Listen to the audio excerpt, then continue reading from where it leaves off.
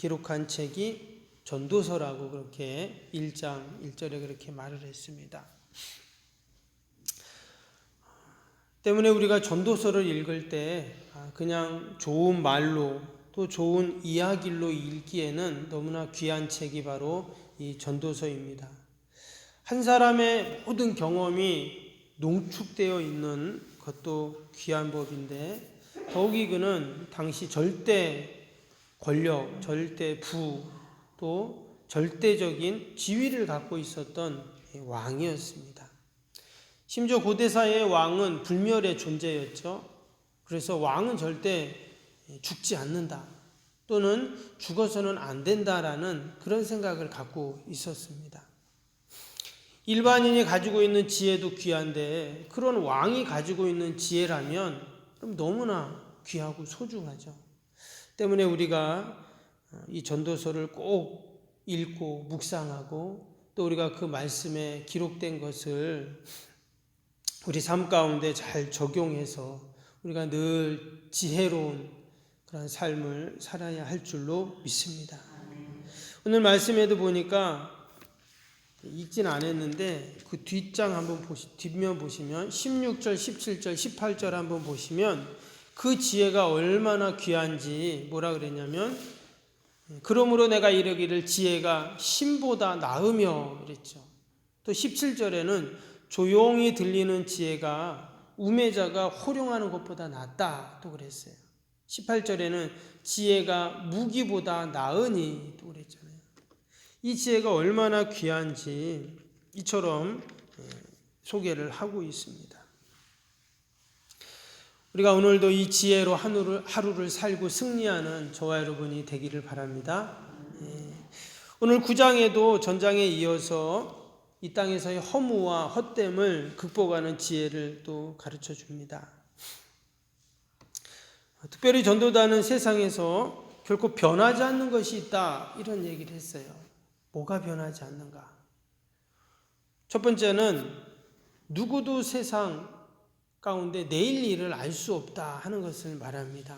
오늘 1절을 다시 한번 보시면 이 모든 것을 내가 마음에 두고 이 모든 것을 살펴본 즉 의인들이나 지혜자들이나 그들의 행위나 모두 다 하나님의 손 안에 있으니 사랑을 받을는지 미움을 받을는지 사람이 알지 못하는 것은 모두 그들의 미래의 일들이니라 했습니다. 솔로몬은 마음을 다해서 진지하게 해 아래서 있는 모든 일들을 자세히 지금 살펴봤다 이렇게 지금 말을 했죠. 말씀드린 것처럼 그런 왕입니다. 모든 지혜와 지식을 다 소유할 수 있는 자들이었습니다. 여러분 옛날에는 아무나 지혜를 가질 수가 없습니다. 지금은 모든 사람들이 지혜를 가질 수 있도록 모든 것이 오픈되어 있죠. 공개되어 있습니다. 소통할 수 있지만 이 고대 사회는 아무나 책을 가질 수도 없고 아무나 책을 읽을 수도 없죠. 당시에는 글을 쓰려면 양피지에다가 글을 써야 되는데 그러면 그 성경도 마찬가지지만 그 글을 쓰려면 양을 한 마리 잡아야 됩니다. 소를 한 마리 잡아야 돼요. 그래야지 그 가죽을 벗겨서 그걸 말려갖고 걷다 쓰는데 당연히 아무나 책을 가질 수가 없죠. 왕이나 귀족이나 특권층만이 지혜를 소유할 수 있었던 그러한 시대입니다. 근데 그러한 지혜를 가지고 있었던 모든 지혜를 세상의 지혜를 가지고 있었던 솔로몬이 지금 하는 말입니다. 뭐라 그랬어요? 사람이 알지 못하는 것은 모두 그들의 미래의 일들이다 이렇게 말을 했어요. 즉 내일 일, 미래에 되어질 일들을 알 수 없다는 것이죠. 사랑을 받을는지 미움을 받을는지 또 악인이나 의인이나 깨끗한 자나 그렇지 못한 자나 선인이나 죄인이나 누구도 내일 일을 아무도 우리는 알 수가 없다 이렇게 말합니다. 근데 한 가지 단서를 붙였죠. 그 단서가 뭡니까? 중간에 보니까 모두가 하나님의 손 안에 있으니 이렇게 말을 했어요. 우리가 내일 일 알 수 없지만 한 치 앞도 우리가 알 수 없지만 한 가지 확실한 것은 모든 것은 하나님의 손에 달려있다. 여러분, 세상 사람들, 하나님 믿지 않는 자들은 어때요? 그것을 알지 못하죠. 또 그것을 인정하지 않기 때문에 때로는 무당을 찾아가서 푸닥거리를 하고 점을 치고 미신을 붙잡고 그렇게 의지하면서 사는 것이죠. 그러나 우리 성도들은 하늘의 지혜로 사는 자들인 줄로 믿습니다. 혹이나 조금 세상의 것은 내가 부족해도 내가 하늘의 지혜를 붙잡는다. 여러분, 이것이 삶의 지혜이고 분명 승리인 줄로 믿습니다. 구약의 욥은 참으로 순전하고 정직하고 하나님을 경외하는 자라고 그랬습니다. 이것은 이 전도서 말씀에 또 잠언의 말씀에 의거하면 욥이라는 사람은 참 지혜로운 사람이다라는 거예요. 근데 그런 지혜로운 사람에게도 인생의 시련이 오죠. 하루아침에 모든 재산을 잃어버리고 자녀가 죽고 질병에 걸리고 정말 절망할 수밖에 없는 그런 상황에 놓입니다. 근데 지혜로운 욥은 어떻게 했는가? 그 욥기 1장 21절에 보면 이렇게 고백합니다. 내가 모태에서 적신이 나왔사온즉 또한 적신이 그리로 돌아가올지라. 주신 자도 여호와시요 취하신 자도 여호와시니 여호와의 이름이 찬송을 받으실지니라. 우리 앞에서 전도서 앞에서 나왔죠.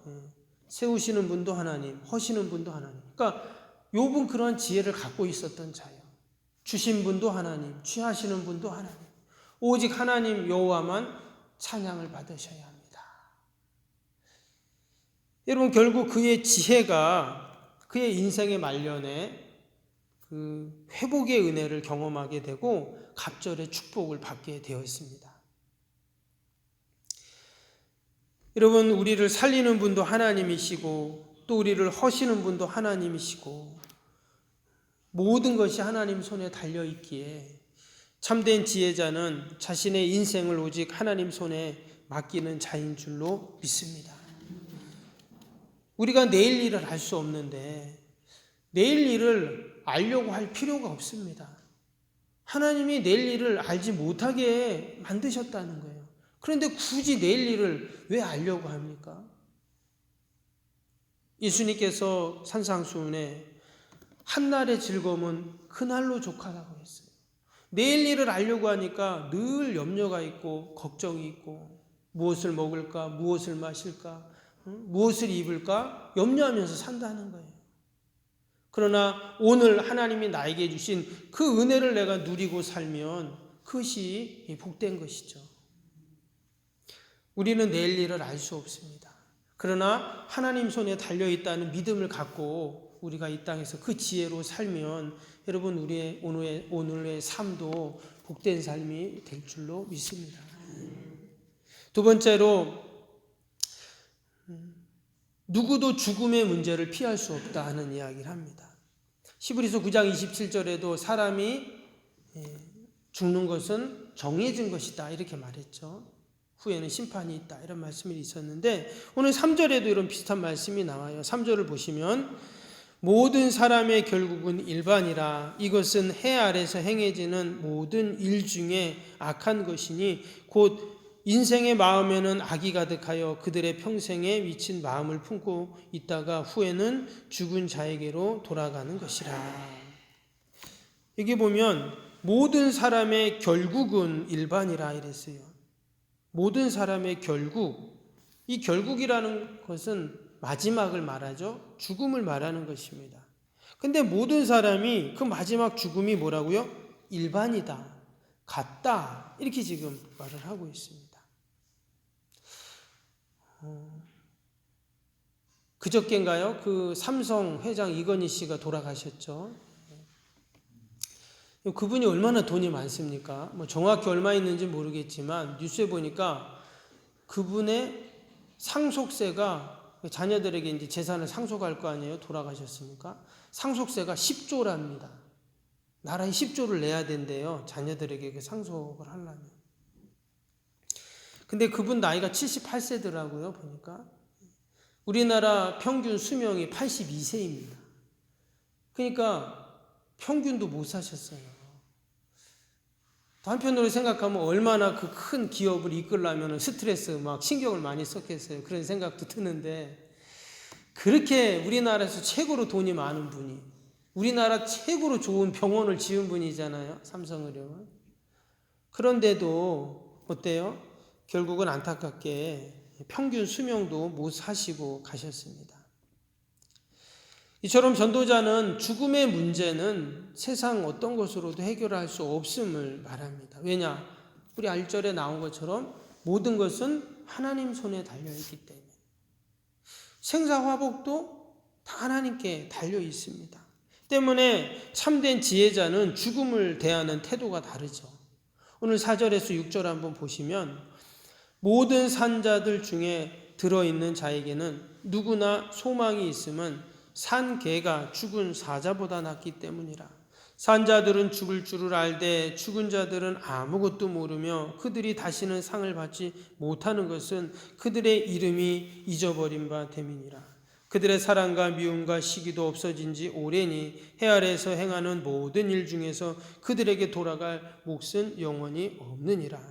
이 말씀이 어떤 말씀이냐면 죽음은 다 끝이고 죽은 자는 다 잊어버린다, 소용없다 이렇게 말하는 것 같지만, 지난번에도 말씀드린 것처럼 지금 이 전도서는 죽음을 말하지만 죽음을 통해 진지한 우리의 삶을 교훈하고 있어요. 이게 보면 4절에 뭐라 그랬냐면 산 개가 죽은 사자보다 낫다 이랬습니다. 이 말은 하나님 우리에게 주신 생명, 우리가 살아가야 이 삶이 얼마나 소중한가 하는 것을 말하는 거예요. 죽음은 다 끝이다 이런 의미가 아니라, 때문에 우리의 지금 주어진 이 삶, 하나님이 주신 이 생명이 너무나 귀하기에 우리는 최선을 다해서 성실하게 진실하게 삶을 살아가야 한다는 것이죠. 그래서 산 개가 죽은 사자보다 낫다 이런 표현을 쓴 것입니다. 그러면서 또 한편으로는 우리가 지금 살아가고 있지만 사실 우리는 늘 어때요? 죽음을 향해서 가고 있는 것이죠. 내가 예를 들어서 나는 90살까지 산다. 그럼 어때요? 우리가 오늘 하루로 샀다는 것은 이제 내가 살 날이 하루가 줄은 거잖아요. 때문에 내가 산다는 것은 어찌 보면 하루하루 죽어가는 것이죠. 그래서 마지막까지 딱 가면 죽는 것이잖아요. 그래서 이 전도서는 참 우리에게 삶과 죽음에 대한 아주 귀한 통찰과 해안을 우리에게 줍니다. 그럼 우리가 지난밤에도 잠자고 아침에 지금 나오셨죠. 혹시 잠 안 주무신 분 계세요? 나 오늘 새벽 기도 가야 되는데 잠은 안 돼. 다 주무셨을 거예요. 몇 시간을 자든 다 주무셨을 텐데, 여러분 우리가 그렇게 잠깐 잤다가 새벽에 이렇게 나오고 하루가 또 시작이 되는데, 만약에 깊은 잠을 자면 어때요? 아니면 좀 영원히 잔다. 그게 죽는 거죠. 그러니까 우리는 어찌 보면 매일 어떤 시인이 그러던데 매일 잠을 자는 건 죽는 연습을 하는 거래요.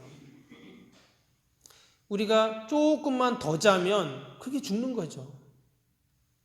그래서 사람들은 살려고 아둥바둥 살아가지만 사실 우리는 하루하루 죽음을 향해서 지금 가고 있다는 것입니다. 어느 누구도 영원히 사는 사람은 없습니다. 죽음을 피할 수 있는 사람도 없어요. 때문에 우리는 늘 죽음을 준비하는 자, 천국을 소망하는, 또 천국을 준비하는 그러한 삶이 참된 지혜로운 삶인 줄로 믿습니다. 오늘 하루를 살아가면서도 우리가 그러한 지혜로 하루를 사는 저와 여러분이 되시기를 주님의 이름으로 축복합니다. 기도하겠습니다.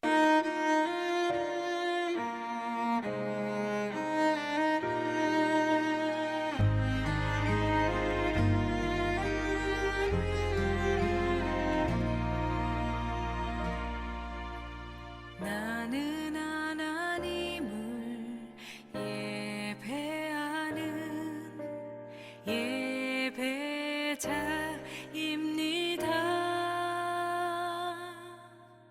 내가 서 있는 곳 어디서나 하나님을 예배합니다.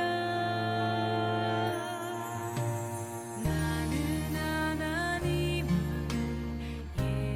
예배하는 예배자입니다.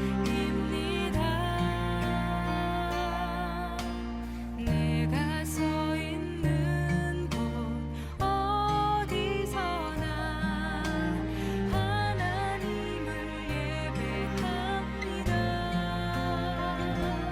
내 영혼 거룩한 은혜를 향하여 내 마음 완전한 하나님 향하여 이곳에서 바로 이 시간 하나님을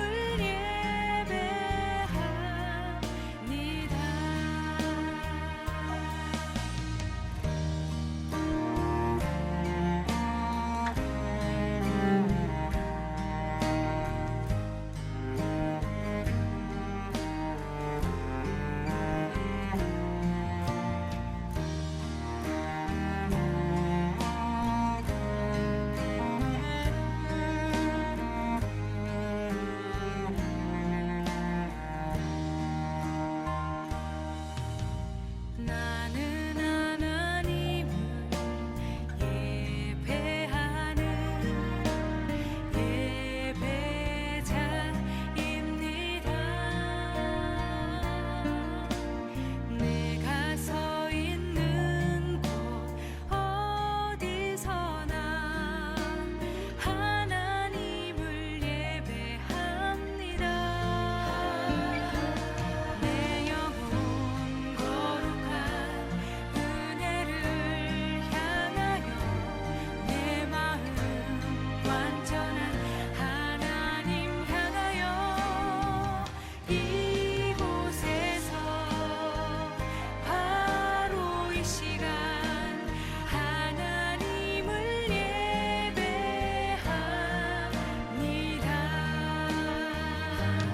내 영혼 거룩한 은혜를 향하여 내 마음 완전한 하나님 향하여 이곳에서 바로 이 시간 하나님을